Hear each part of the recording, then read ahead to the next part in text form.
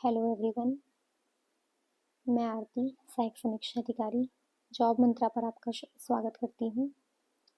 आशा करती हूँ आप लोगों की तैयारी बहुत अच्छे से चल रही होगी और आपकी तैयारी को और अच्छा करने के लिए आज से हम इलाहाबाद हाई कोर्ट के समीक्षा अधिकारी, सहायक समीक्षा अधिकारी, कंप्यूटर असिस्टेंट और अपर निजी सचिव के प्रीवियस ईयर में आए हुए क्वेश्चंस को डिस्कस करेंगे।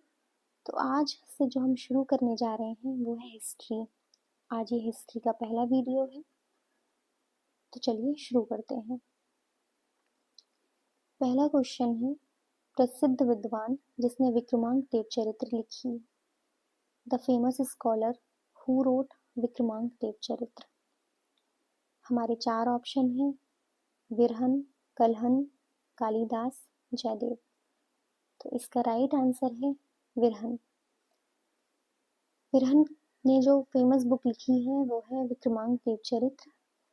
बचे हुए तीन ऑप्शन को भी डिस्कस करते हैं। कलहन की जो फेमस बुक है वो है राजतरंगिणी। कालिदास की कुछ फेमस बुक्स का नाम आप नोट डाउन करते जाइएगा। अभिज्ञानम शकुंतलम, मेघदूत, रघुवंशम, कुमार संभवम। मैं एक बार रिपीट कर दे रही हूँ। अभिज्ञानम शकुंतलम, रघुवंशम, कुमार संभवम, मेघदूत। जयदेव की फेमस बुक का नाम है गीत गोविंद। ये वो बुक्स हैं जो एग्जाम्स में पूछी जाती हैं। अच्छा, तो प्रीवियस ईयर क्वेश्चन से हमको अपनी तैयारी को किस तरीके से करना है, इसका जो सबसे ठीक तरीका मुझे समझ आता है वो ये है कि जो क्वेश्चन हमने अभी देखा वो बुक एंड ऑथर से है। इसका मतलब ये है कि बुक एंड ऑथर से क्वेश्चंस पूछे जाते हैं और आगे भी पूछे जाते रहेंगे। तो ये हमारा पर्टिकुलर जो एक सेगमेंट है बुक एंड ऑथर का, आपको इसके नोट्स बना लेने हैं। वो नोट्स कैसे बनाने हैं, आप जैसे जैसे अपना कोर्स ख़त्म करते जाएंगे, आप पढ़ते जाएंगे, वहाँ जो भी बुक और उनके ऑथर आपको मिलेंगे आप उसे एक पेज पे नोट डाउन करते जाइएगा। अच्छा, ये भी आपको दो तरीके से करना है। कुछ बुक्स वो होती हैं जो बहुत फेमस होती हैं, बहुत सारे एग्जाम्स में पूछी जाती हैं। कुछ बुक्स फेमस तो होती हैं पर वो बहुत ज़्यादा नहीं पूछी जाती, मतलब उनके पूछने की फ्रिक्वेंसी उतनी ज़्यादा नहीं होती जितनी कुछ बुक्स जो फ्रीक्वेंटली पूछी जा रही हैं उनकी होती है। फिर आपको दो पेज बना लेने हैं। पहला जिस पे बहुत फेमस किताब और उनके राइटर ऑथर नोट करते जाना है। दूसरा अदर बुक्स जो पूछी जाएंगी, पूछे जाने के चांसेस हैं, उनको नोट करते जाना है। इससे होगा ये कि जब आप रिवीजन कर रहे होंगे तो आप क्लियर होंगे कि आपका जो नोट्स का पहला पेज है वहाँ से आप कुछ भी स्किप नहीं कर सकते और आपके नोट्स का जो दूसरा पेज है उसको आपको ध्यान से देखना है, क्योंकि यहाँ से पूछे जाने के चांसेस हैं। जब भी हम पढ़ते हैं तो हर क्वेश्चन को लेके हमारा माइंडसेट अलग होता है।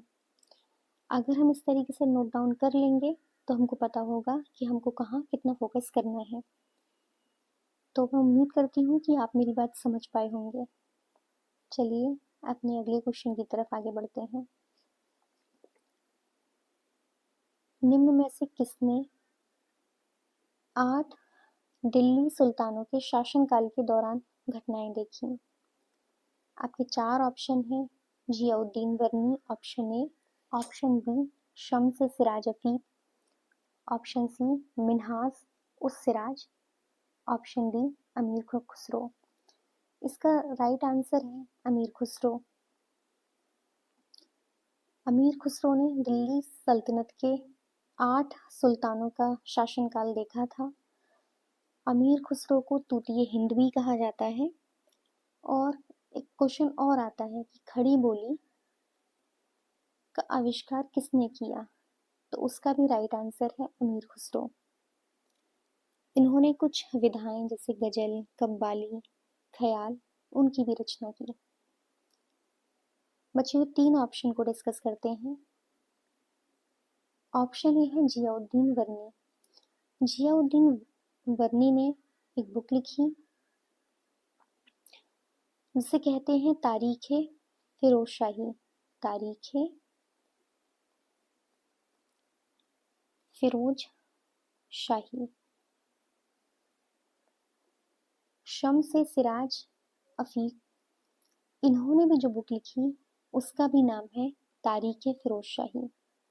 मतलब जियाउद्दीन वर्नी और शम्स सिराज अफ़ीक दोनों ने ही तारीख़ फिरोज़शाही बुक लिखी, लेकिन ये दोनों बुक अलग अलग हैं। दोनों ही किताबें फिरोज़ शाह तुगलक से संबंधित हैं, उनके शासन के बारे में बताती हैं, लेकिन जियाउद्दीन वर्नी की तारीख़ फिरोज़शाही अलग किताब है और शम्स सिराज अफ़ीक की तारीख़ फिरोज़शाही दूसरी किताब है। इसके बाद हम बात करते हैं ऑप्शन सी की, मिन्हाज उस सिराज। इन्होंने जो बुक लिखी उसका नाम है तबक़ात नासिरी।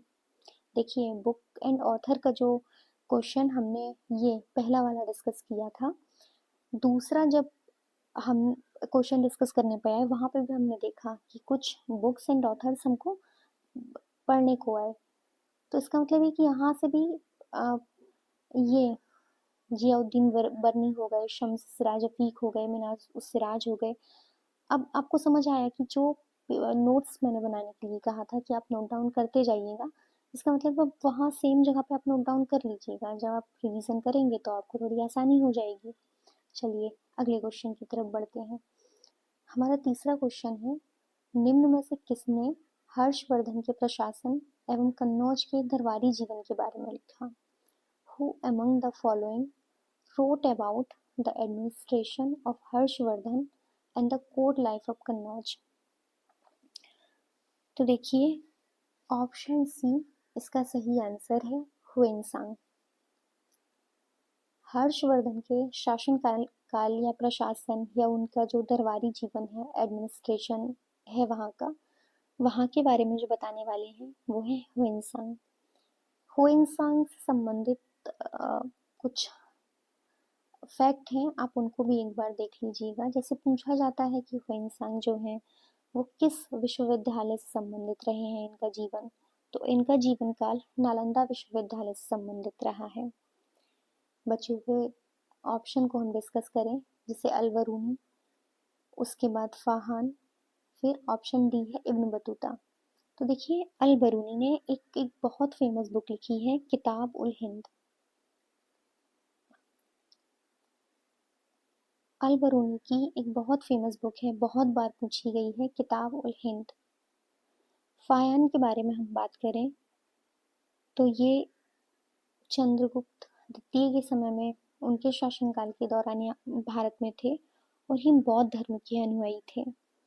Option A Al-Biruni. अलबरूनी के बारे में हम डिस्कस कर चुके हैं। आते हैं ऑप्शन डी पर। Option D Ibn Battuta. Ibn Battuta Muhammad bin Tughlaq के समय पर भारत में आए। मोहम्मद बिन तुगलक बहुत बड़े स्कॉलर थे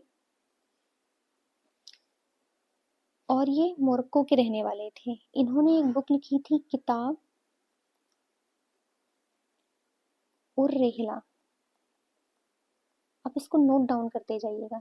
देखिए हमने पहला क्वेश्चन डिस्कस किया था वो बुक एंड ऑथर से था, उसके बाद हम अब तक 2 क्वेश्चन और डिस्कस कर चुके हैं और पहले में भी हमने 2 बुक्स के बारे में डिस्कस किया, 2 नहीं इवन 3, और यहाँ पे भी हम किताबुल हिंद, किताबुल रेहला 2 बुक्स के बारे में आपको बता चुके हैं।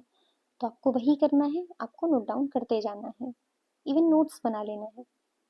चलिए अगले क्वेश्चन की तरफ बढ़ते हैं। हमारा अगला क्वेश्चन है अगेन बुक एंड ऑथर से, रामचरित्रम किसने लिखा? Who wrote रामचरित्रम? रामचरित्रम, यहाँ 4 ऑप्शन हैं। Option A Banabhatta, option B Kalidas, option C Sandhyakar Nandi, option D Tulsidas. Ramcharitam को जो लिखने वाले हैं वो है संध्याकर नंदी। रामचरित्रम की जो रचना की है वो की है संध्याकर नंदी ने। तो फिर बाणभट्ट, कालिदास, तुलसीदास ने भी कुछ फेमस बुक लिखी होंगी, उनको भी डिस्कस करते हैं। बाणभट्ट की 2 फेमस बुक हैं, एक है हर्ष चरित्रम, और जो दूसरी फेमस बुक है वो है कादम्बरी। बाणभट्ट हर्षवर्धन के शासनकाल में थे, तो हर्षवर्धन से संबंधित जो इनका लिटरेचर है वो आपको देखने को मिल जाएगा। कालिदास के बारे में हम ऊपर ही डिस्कस कर चुके हैं जब हमने अपना पहला क्वेश्चन डिस्कस किया था कि इनकी फेमस बुक्स आपको अच्छे से याद रख लेनी है। अभिज्ञानम शाकुंतलम इनकी बहुत फेमस बुक है। उसके बाद तुलसीदास, इनके बारे में सभी को पता है कि इन्होंने रामचरितमानस की रचना की।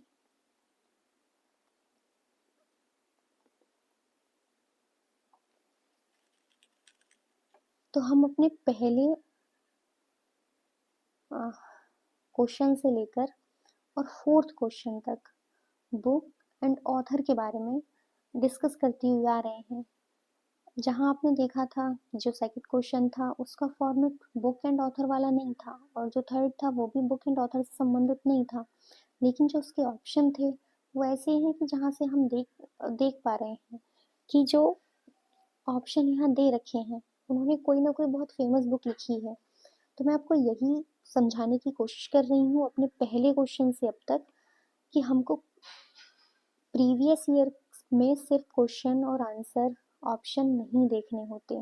प्रीवियस ईयर का मतलब है जब भी हम किसी भी एग्जाम का प्रीवियस ईयर देखें कि प्रीवियस ईयर देख के हमें आगे की तैयारी कैसे करनी है हम वो समझें। तो यहाँ मैंने आपको बताया कि जब भी आप प्रीवियस ईयर देखें तो आप कोशिश करें कि आप चीज़ों के नोट्स बनाते चलें।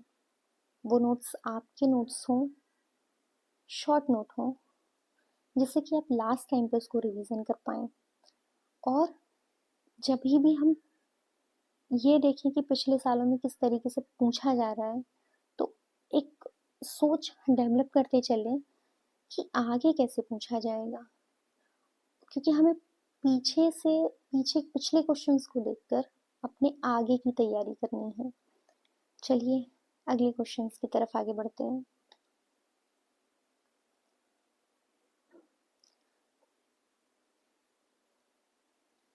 हमारा फिफ्थ क्वेश्चन है, विक्रमशिला विश्वविद्यालय की स्थापना किसने की? Who established Vikramshila university?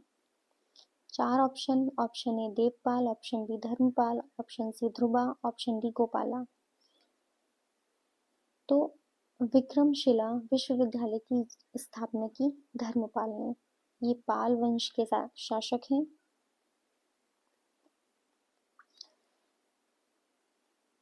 तो पाल वंश का जैसे ही यहाँ हमने देखा कि पाल वंश से क्वेश्चन पूछे जा रहे हैं, इसका मतलब है कि इसके बारे में अब हमको जानकारी कर लेनी चाहिए। जैसे जो ऑप्शन डी दे रखा है गोपाला या गोपाल,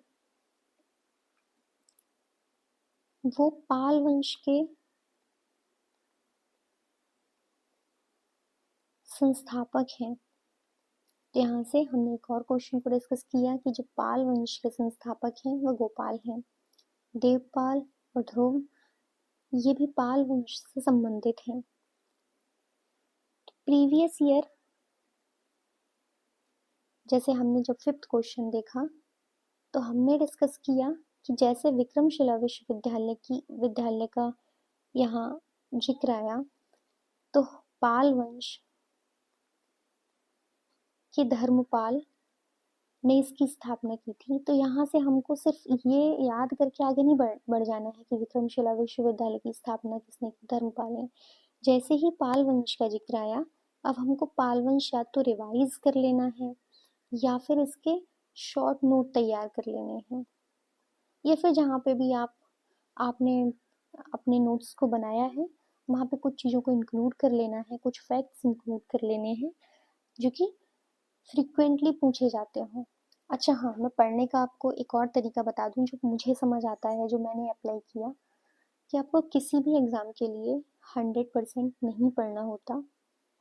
मुझे लगता है कि अगर आपने 60 to 70%, इवन 70% में ज़्यादा कह रही हूँ, अगर आपने 60% किसी भी एग्ज़ाम का कोर्स अच्छे तरीके से कवर कर लिया है और जो फेमस फैक्ट हैं या जो कुछ वो चीज़ें जो फ्रिक्वेंटली पूछी जाती रही हैं अदर एग्ज़ाम्स में भी, या फिर आप पर्टिकुलर जिस एग्ज़ाम की तैयारी कर रहे हैं वहाँ का फॉर्मेट क्या है, आपने उसको ठीक तरीके से देख लिया है, तो मुझे नहीं लगता कि आपको बहुत ज़्यादा पढ़ने की ज़रूरत है। आपको अपना 60-70% कोर्स बहुत अच्छे से ख़त्म करना है, प्रीवियस ईयर को बहुत अच्छे से देखना है और प्रीवियस ईयर में याद रखना कि आप क्वेश्चन आंसर वाइज़ याद करते हुए नहीं जाना है, आपको ये देखना है कि हम इससे अपनी तैयारी को और कैसे अच्छे से कर सकते हैं। तो चलिए आज इस वीडियो को यहीं ख़त्म करते हैं। अगर आपको ये वीडियो अच्छी लगी तो बताइएगा, हम इस सीरीज़ को कंटिन्यू करेंगे। धन्यवाद।